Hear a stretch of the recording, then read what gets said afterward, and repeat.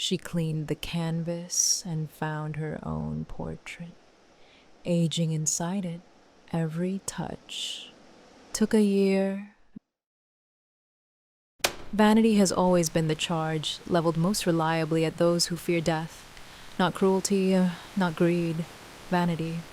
The desire to persist, to remain visible, to continue to occupy the world's attention beyond the ordinary allocation.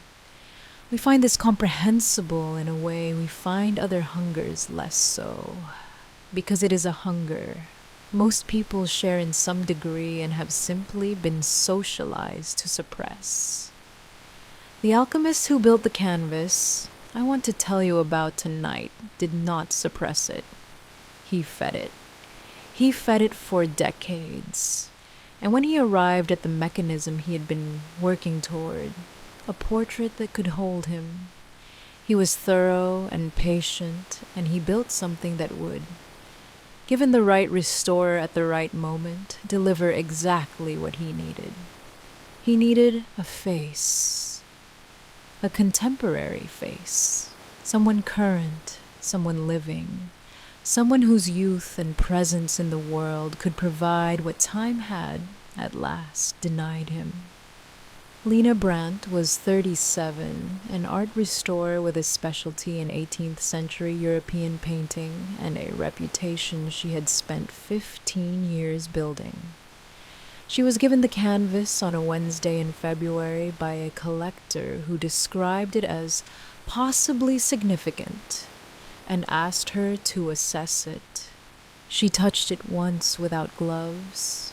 By the third session, she understood the cost. By the sixth, she understood she was already past the point of counting. The canvas arrived at Lena Brandt's studio on a Wednesday in February, delivered by a collector named Hartmann, who had acquired it at an estate sale in Vienna and who described it with the cautious enthusiasm of someone who has a thing they hope is valuable and doesn't want to oversell it before the assessment, as possibly significant, possibly nothing, probably 18th century. He left it wrapped in acid-free tissue and told her to take her time. She unwrapped it that evening and found a canvas of approximately 50 by 70 centimeters, a standard portrait size for the period, entirely covered in black, not painted over or not only painted over. The black was layered, a dense accretion of paint in multiple applications over multiple periods, the kind of covering that suggested deliberate concealment rather than simple reuse. She photographed it under UV and infrared and found, beneath the black layers, the presence of a painting, the faint ghost of a composition, figures possibly a composition of some kind, and scheduled it for cleaning. She began the cleaning on a Monday morning. She was working without gloves for the first session, a habit she had been warned about repeatedly in training and had maintained in practice because she found that direct contact gave her information about a surface's condition that gloved hands didn't. The first pass of her cleaning solution, applied with the specific care of someone who has been removing centuries from paintings since she was 22, lifted the uppermost black layer from a section of approximately 20 square centimeters in the canvas's upper right. Beneath it, nothing. Bare, primed canvas. She tried a second section. Same, bare, primed canvas under the black, with no evidence of the underlying composition the imaging had suggested. She tried 4 more sections, all the same. 6 areas of cleaned canvas, each approximately 20 centimeters square, all revealing nothing below the black layer. The session had been 3 hours. She cleaned her tools and covered the canvas and went to dinner and noted in her log that the imaging and the physical evidence were inconsistent in a way she would need to investigate further. She examined the imaging again that evening. The ghost composition was clearly there, not an artifact, not a misreading of the data, a genuine underlying presence. She had simply not reached it yet. She returned the following morning, Tuesday. She cleaned a new section. The composition appeared. Not in the section she was cleaning, in the section she had cleaned yesterday. In the bare primed canvas she had revealed the day before, which had shown nothing when she examined it and photographed it and left it at the end of the session. There was now, under her studio's full lighting, under her loupe, a composition beginning to appear. Not as paint, as though the canvas itself were developing an image the way photographic paper develops in a dark room, the lines appearing from the surface rather than sitting on it. She photographed it and compared the comparison to her previous photographs. The new area showed the edge of a figure, a shoulder, the beginning of a collar. She could not yet tell whether the figure was male or female. She continued cleaning on the same canvas, uncovering new areas of black, while the previously cleaned sections continued to develop their image in her studio's ambient light. By the end of Tuesday's session, she had cleaned 2/3 of the canvas. The areas she had cleaned on Monday now showed a figure emerging. Definitely male, 18th century by the clothing, the upper body and face not yet fully resolved. She went back on Wednesday. She touched the canvas to position it and felt in this specific tactile register of a restorer with 15 years of trained sensitivity in her hands, something she could not immediately account for. A warmth in the paint surface. Not the ambient warmth of a studio in February, but a specific, localized warmth emanating from the developing figure. She noted this and attributed it to a possible chemical interaction between the cleaning solution and the underlying paint layers she had not yet identified. On Thursday, she worked for 4 hours and cleaned the remaining sections. The figure resolved completely by the end of the session, a portrait of a man in his 40s, dark coat, the specific stylistic conventions of mid to late 18th century German portraiture. The face was composed, specific, well painted. The face of someone who had been sitting for this portrait, with a quality of attention that went beyond a standard commission portrait into something more deliberate, more controlled. He was looking directly at the viewer with the specific gaze of someone who is not performing for the audience, but addressing them. She photographed it. She examined it under magnification. She made preliminary notes toward her provenance research. She covered it for the night. She returned on Friday morning and found, in the place where the portrait had resolved, a different composition. Not a different painting, the same portrait, the same figure, the same composition, the same canvas. But the figure was younger.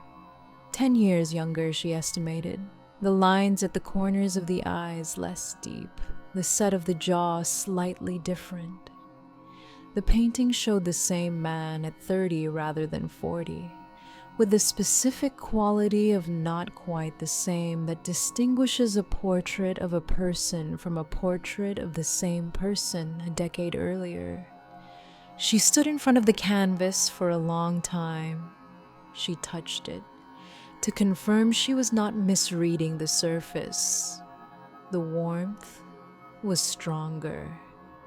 And from the point of contact, the ball of her right index finger on the painted figure's shoulder, She felt the specific cellular drain of something being drawn from her. Not painfully, not dramatically, but with the unmistakable quality of a transfer. She understood with the specific clarity of a professional recognizing a mechanism, giving the painting something. The warmth in the painted surface was not chemical, it was metabolic. She put her gloves on. She researched the canvas for the following week without touching it directly. She found through the provenance trail that Hartman's estate sale documentation provided a previous owner, an auction house in Salzburg, 2019, and before that, a private collection in Prague, and before that, a gap of approximately 50 years, and before that, a record in a Viennese private collection dating to 1881. At which point the trail ended. The 1881 documentation described the canvas as a black-covered panel of unknown content, provenance disputed, acquired from the estate of the artist Benedict Strauss. She found Benedict Strauss in the Austrian art historical records, a minor painter, active 1740 to approximately 1790, specializing in portrait work, biography thin. One reference noted that he had been associated, in the 1770s, with a circle of natural philosophers in Vienna who were interested in what the biographer described, with deliberate scholarly vagueness, as alchemical approaches to portraiture. The same reference noted that Strauss had disappeared from the historical record in 1793 without documented death. She found one additional document, a letter reproduced in a 1970s monograph on the Viennese Natural Philosophy Circle from Strauss to a correspondent whose name was redacted, dated 1789, which discussed the progress of a project Strauss described as the anchoring of presence in pigment, such that the painted surface becomes a vessel for the painter's essential self, renewed at each restoration by the vitality of the restorer's contact. The letter described the mechanism as requiring the bare hand of someone skilled in the revealing of hidden surfaces, whose vitality will be drawn by the surface's warmth and transferred to the figure within. Each contact transferred, Strauss wrote, approximately 1 year. She had touched the canvas bare-handed on Wednesday for 4 hours. She sat with the letter for the specific period a person needs to sit with confirmation that they have been doing something with understood consequences that they didn't understand at the time, and then she assessed the damage. 4 hours, a year, possibly, depending on the rate. She was 37. She was now, by the letter's accounting, 38.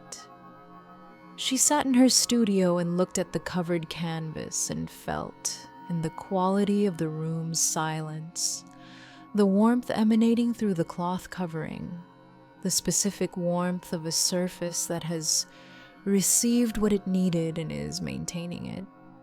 Under the cloth, the figure would be older again, older than when she had first resolved him on Thursday. She could chart the direction. Each time she returned and looked, the figure aged backward toward his original age. Each time she touched the canvas bare-handed, the figure grew younger, drawing her years into itself and returning to the man in his 40s, his 30s, perhaps further. The mechanism was not difficult to understand. Strauss had painted himself into the canvas in 1793, at the moment of his disappearance from the historical record. He had painted himself in the specific way of someone painting a vessel rather than a portrait. The warmth, The metabolic transfer, the aging and rejuvenating dynamic were all components of the vessel's function. To hold him in a state of suspended presence, renewed by the contact of anyone skilled enough to reveal him. Each restoration, each careful, trained, bare-handed cleaning was a feeding. She examined her own hands. She felt 38.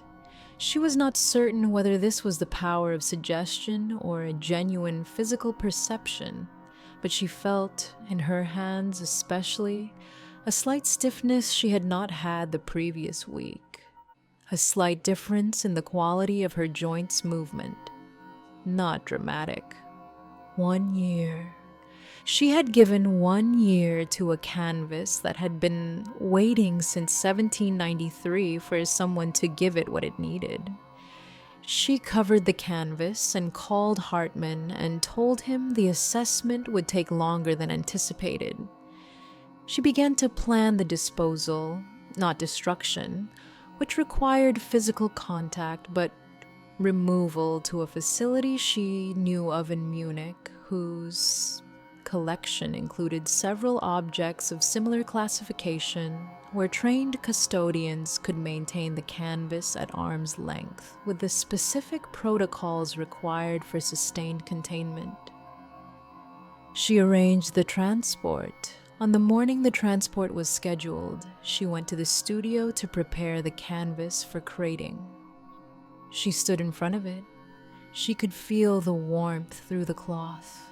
She could feel it in the room, a presence, specific and directed, oriented toward her with the patient, hungry quality of something that has been waiting since 1793 and has been fed once and wants more. She reached for the crating materials. Her bare hand touched the canvas corner.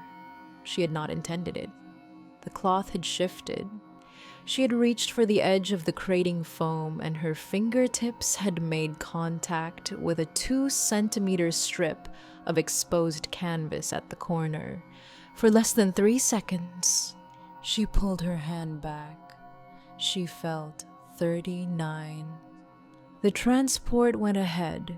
The canvas was crated and shipped to Munich without further contact. The Munich facility's records confirmed receipt and logged it for containment protocols. Hartman was notified.